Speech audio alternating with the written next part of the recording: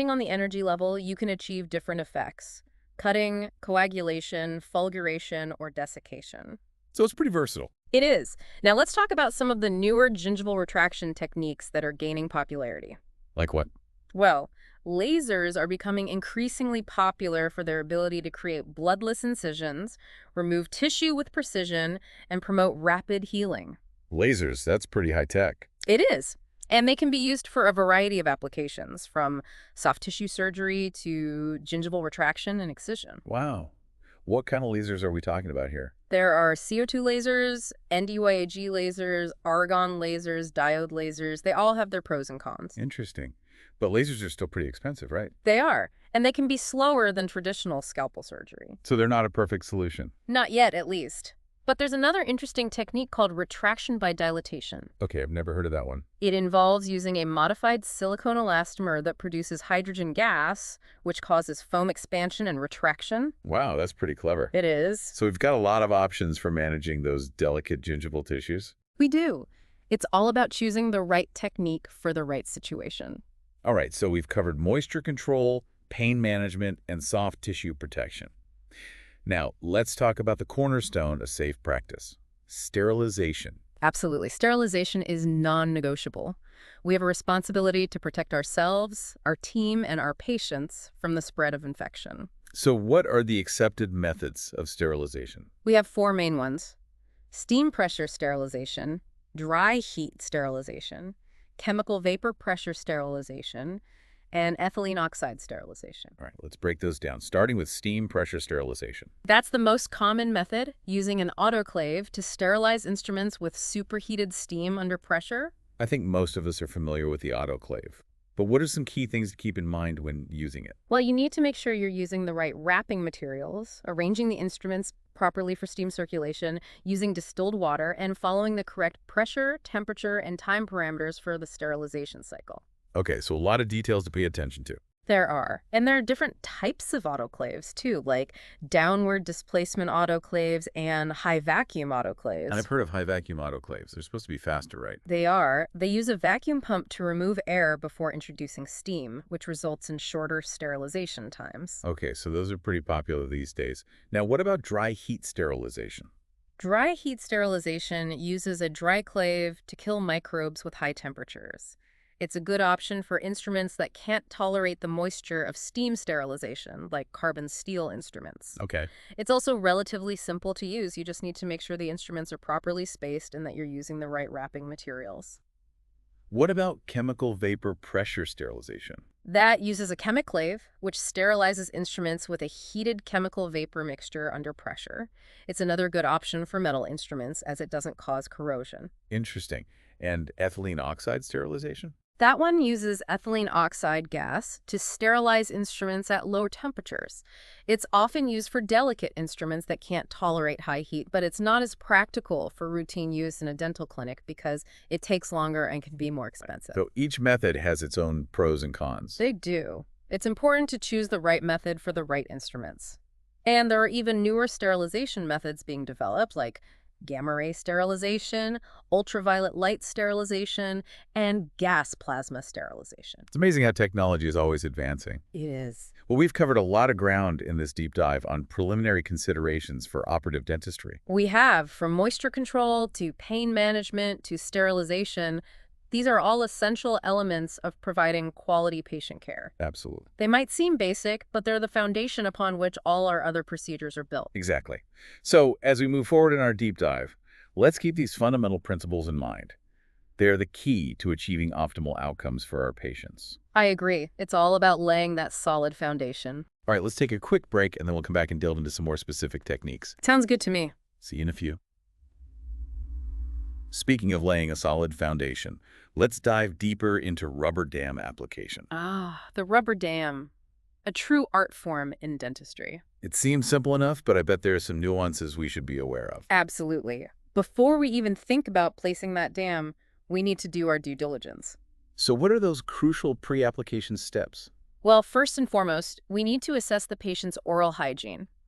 Look for calculus deposits, sharp edges on existing restorations, anything that could interfere with proper dam placement. So if we see plaque or calculus, We need to take care of that first. Absolutely. Prophylaxis and polishing are in order. And those sharp edges, Move them out. exactly. We want a clean, smooth surface for that dam to sit on. Makes sense.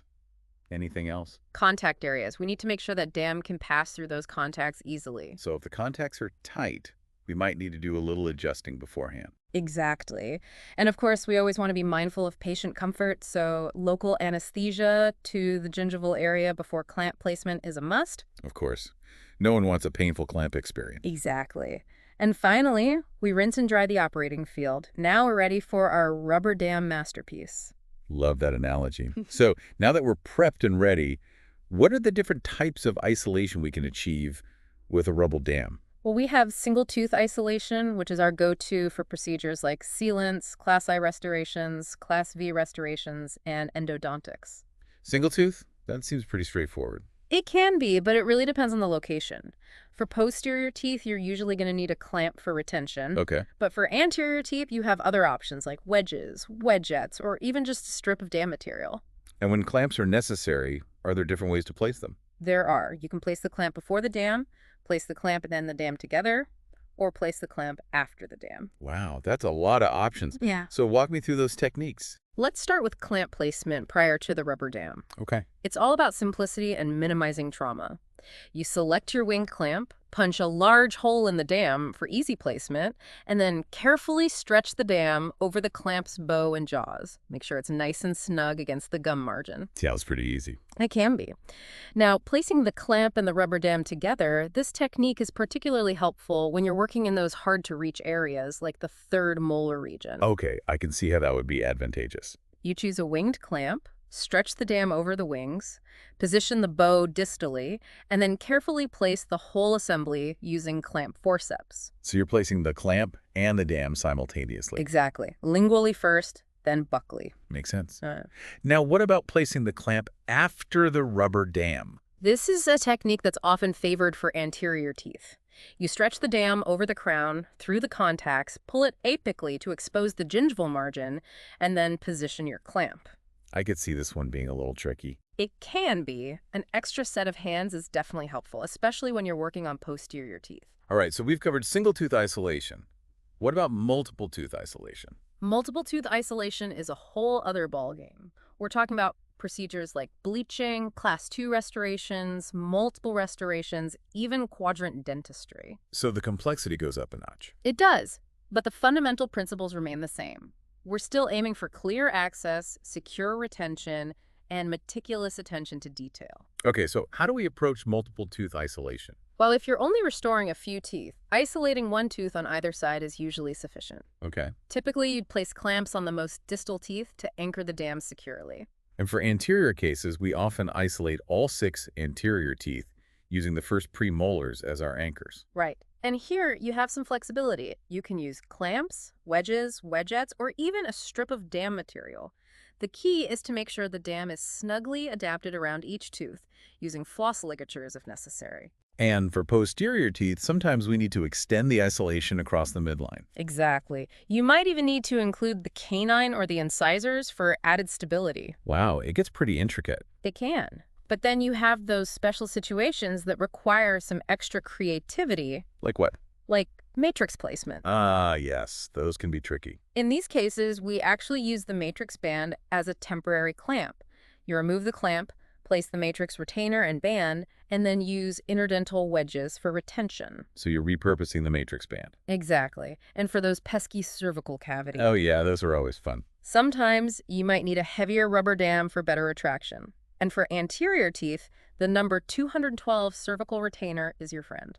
Good to know. You can even modify the clamp by heating it to get that optimal positioning and retraction. That's a great tip. Now, I've always been curious about the split dam technique.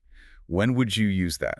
The split dam is a lifesaver when you're working with fractured crowns, anterior teeth with ceramic crowns or veneers, or any situation where you need to protect those delicate margins from chipping. So you're basically creating 2 overlapping holes in the dam. Exactly. You stretch it over the tooth and the adjacent teeth, and then use clamps or wedges to stabilize it. It's like creating a little protective shield. Precisely. Keeps those margins safe and sound.